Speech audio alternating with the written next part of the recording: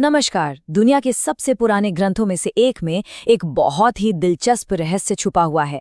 एक ऐसा राज जो हमें भारत के गर्म मैदानों से उठाकर सीधा उत्तरी ध्रुव की बर्फीली दुनिया में ले जाता है। तो चलिए आज इसी पहेली को सुलझाने की कोशिश करते हैं। जरा सोचिए इस सवाल के बारे में। ये सुनने में ही कितना अजीब लगता है ना? ये एक ऐसा ऐतिहासिक रहस्य है जो हमारी कल्पना की सीमाओं को भी चुनौती देता है।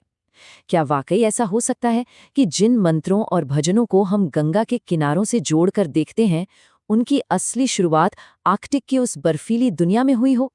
देखिए, इस पहेली को समझने के लिए सबसे पहले इन दो जगहों के फर्क को समझना जरूरी है। एक तरफ है भारत का मौसम, जहां तेज गर्मियां होती हैं, मानसून की बारिश होती है और दिन रात लगभग बराबर ही होते हैं। और दूसरी तरफ है आर्कटिक, जहां 6 महीने लगातार दिन रहता है और फिर 6 महीने घोर अंधेरा। और वहां की सुबहें तो घंटों यहाँ तक कि हफ्तों तक खिंच जाती हैं। ये दोनों दुनियाएं एक दूसरे से बिल्कुल अलग हैं। और इसी अंतर में इस रहस्य की पहली चाबी छिपी है ऋग्वेद के एक श्लोक में। ये कहता है, सूर्योदय से पहले कई दिन बीत गए। अब भारत जैसे देश में जहां सूरज हर रोज उगता है, इस लाइन का कोई मतलब नहीं बनता। लेकिन आर्कटिक में, जहां लंबी ध्रुवीय रात के बाद सूरज की पहली किरण दिखने में कई दिन या हफ्ते लग जाते हैं, वहां के लिए ये बात बिल्कुल सटीक बैठती है। बस यहीं से इस अनोखे सिद्धांत की कहानी शुरू होती है। तो वो कौन थे जिन्होंने इस पहेली को सुलझाने की हिम्मत की? वो थे एक महान विद्वान और एक जोशीले स्वतंत्रता सेनानी, जिन्होंने मिलकर एक बहुत ही साहसिक थ्योरी पेश की। बाल गंगाधर तिलक।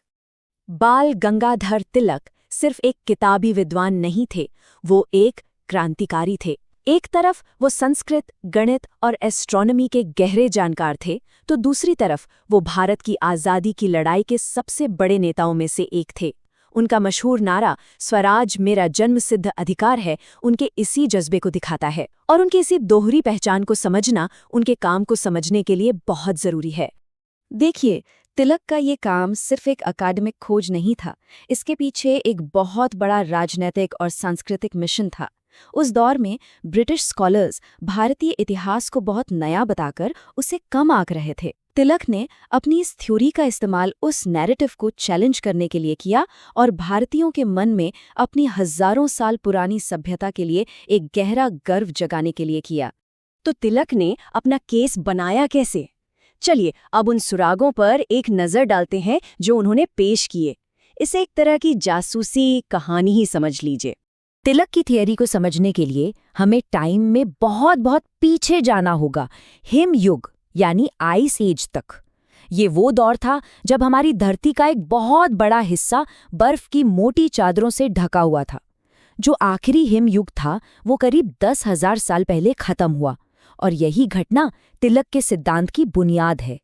अब ये हजारों साल का हिसाब थोड़ा मुश्किल लग सकता है, तो इसे आसान बनाने के लिए एक एनालॉजी सोचते हैं। मान लीजिए कि पिछले 10,000 साल, यानी जब से आखिरी आइस एज खत्म हुआ है, वो पूरा समय सिर्फ 1 मिनट के बराबर है। तो तिलक का तर्क ये था कि वेद उस 1 मिनट के शुरू होने से ठीक पहले लिखे गए थे, एक ऐसे गर्म दौर में जब आर्कटिक रहने लायक जगह थी। तो तिलक ने जो टाइमलाइन पेश की वो कुछ ऐसी थी। उनके हिसाब से करीब 10,000 साल पहले एक गर्म दौर था जब आर्य लोग आर्कटिक में रहते थे। लेकिन फिर जब आइस एज लौटा और ठंड बढ़ी तो उन्हें मजबूरन दक्षिण की ओर जाना पड़ा। और इस सफर के बाद के समय को तिलक ने आसमान के तारों की पोजीशन के हिसाब से अलग अलग दौर में बांटा, जैसे ओरियन काल और कृत्तिका काल।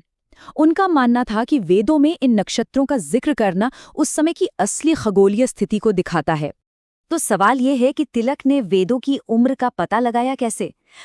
उन्होंने तारों को एक बहुत बड़ी घड़ी की तरह इस्तेमाल किया। सोचिए, हमारी पृथ्वी एक लट्टू की तरह घूमती है, जो घूमते घूमते थोड़ा सा डगमगाती भी है। इसी डगमगाहट की वजह से हजारों सालों के दौरान वसंत के पहले दिन सूरज के पीछे दिखने वाले तारों का समूह बदल जाता है।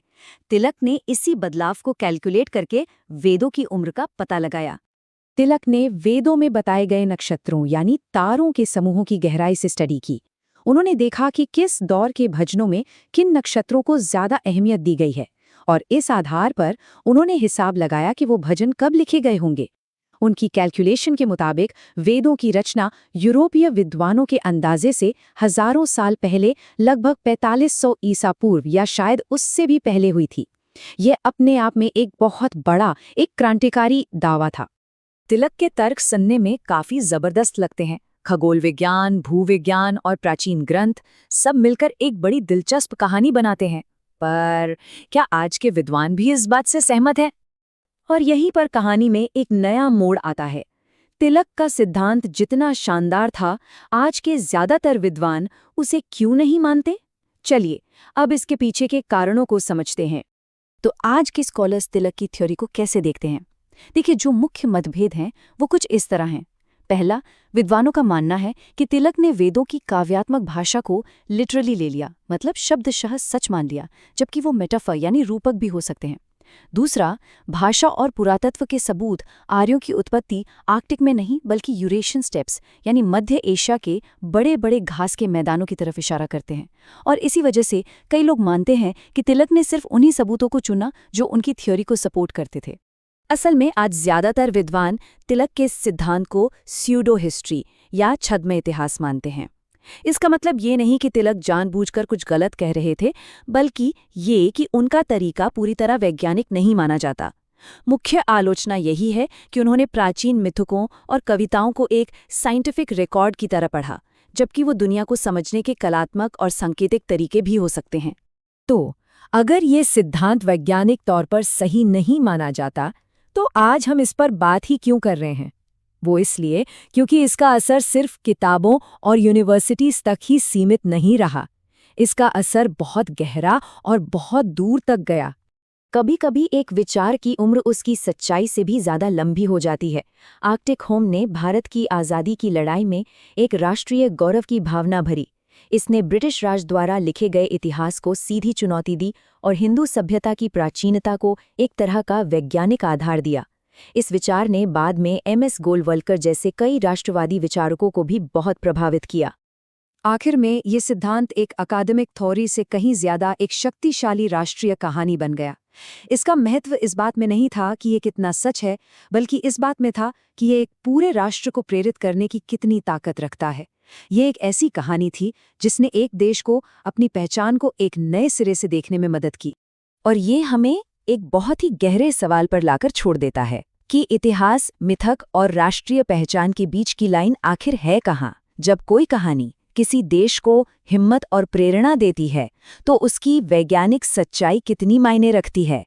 ये एक ऐसा सवाल है जिसका जवाब शायद इतिहास से ज्यादा हमारे आज को तय करता है। इस विश्लेषण के लिए धन्यवाद।